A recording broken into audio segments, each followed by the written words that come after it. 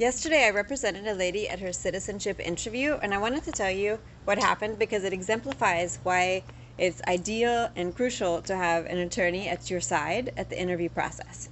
So first, she was very nervous, and I was able to help calm her nerves by touching her arm and reminding her just to answer the question that the officer was asking, and also to make small talk with the officer in the room to kind of cut the tension. The second thing is I was able to help her correct the errors that she had on the application since she had filed it by herself. There were even some errors that would have caused her case to be denied if we hadn't fixed those. The third is I was able to help the officer understand some complex criminal documents that she had in her file.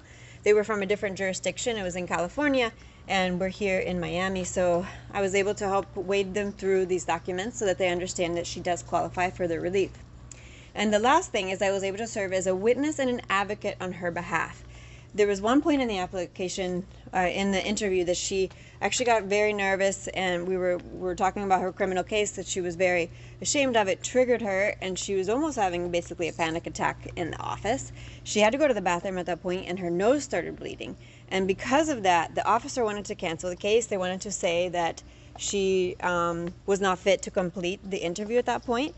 And I was able to talk to her to get her calmed down, and her nose stopped bleeding. So we let them know that she suffers from migraines, but that was under control at that moment. She wanted to continue, and we really didn't have that much left of the interview. So I was able to look at my notes and tell the supervisor, because I asked to talk to them, that her case had only been actually going for an hour and 20 minutes. And in my experience, sometimes interviews go up to 4 hours. In the officer's discretion, they know that interviews can take longer than another case.